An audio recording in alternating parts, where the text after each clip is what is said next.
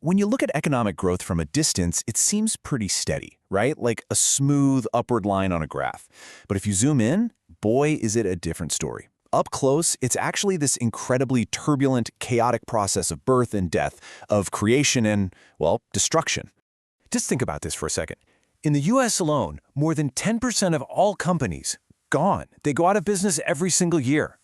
But at the same time, just as many new ones are popping up to take their place. It's this constant, relentless churn happening just under the surface. And that leads us to the big question, right? If there's so much failure and destruction going on all the time, how on earth does the economy as a whole keep moving forward? How does all that chaos actually lead to consistent, long-term growth? Well, the answer lies in a really powerful idea with a brilliant name: creative destruction. Now, the concept itself has been around for a while, but it took a couple of modern economists to really unlock its secrets and show us how it actually works.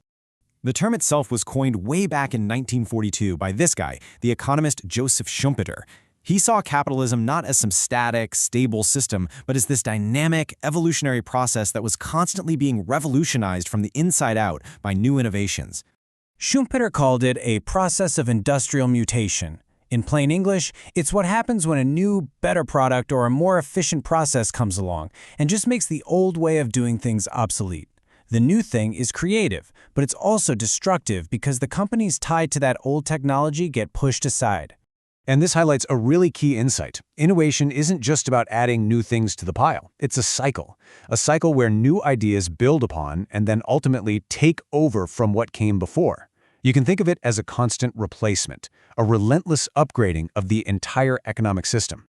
So Schumpeter gave us this powerful idea, but for decades that's all it was, an idea, a description. It wasn't until two other economists, Nobel laureates Philippe Aghion and Peter Howitt, came along and transformed this concept into a predictive mathematical model. They basically turned it into a science. And the leap they made was just enormous. Schumpeter described the what, this process of new firms displacing old ones, but Aghion and Howitt built a model that explained the how and the why. They showed with math how this incredibly turbulent process at the micro level of individual companies could actually produce steady, sustained growth for the economy as a whole. A great way to think about their model is as an innovation ladder. So a company invests a ton in R&D to create a better product and climb to the top. Once they're there, they get to enjoy some pretty sweet temporary monopoly profits. But their success immediately creates a huge incentive for all their competitors to innovate even harder and try to push them off that top rung. And their big moment came in 1992, when they created the very first complete macroeconomic model of creative destruction. Their paper was a game changer. It connected all the dots between research and development, financial markets, and even household savings, showing how all these pieces fit together to drive that engine of growth. But this is where the theory gets really fascinating, because right at the very heart of creative destruction, there is a fundamental contradiction, a tension that can turn the engine of growth into its own worst enemy. As Philippe Aghion himself puts it, yesterday's innovators may use their runs to prevent subsequent innovations. So, what does he mean by that? Well, think about it. The reward for all that risky innovation is becoming the market leader and earning those big monopoly-style profits. But once a company has those profits, they have a huge incentive to stop anyone else from climbing the ladder. They can use their power and their money to block new companies and stifle the next wave of innovation. And this leads to a really important policy question. If dominant firms can just block new ideas, does that mean we should just have as much competition as possible? Is more always better? Well, the research shows the answer is a lot more nuanced. Aghion and his colleagues found what they call an inverted U relationship. So, with too little competition, a monopolist has basically no reason to innovate. But with too much competition, I'm talking cutthroat, intense rivalry, the potential profits are so low that nobody can afford to invest in R&D. Innovation actually peaks somewhere in the middle with a moderate, healthy level of competition. So all of this brings us to the policy implications. If this process is so powerful, but also so delicate and so turbulent, it's not something you can just leave alone. It has to be actively managed.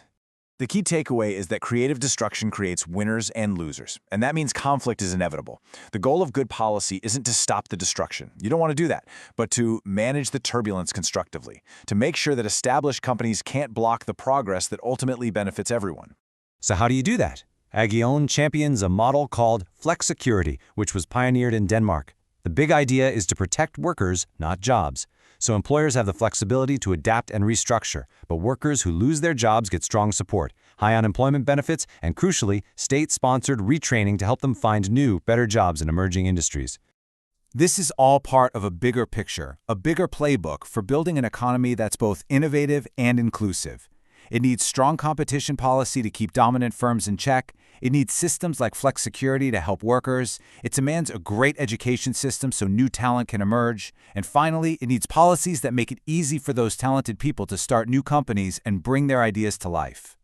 And that leaves us with the ultimate question. We live in an age of incredibly rapid technological change.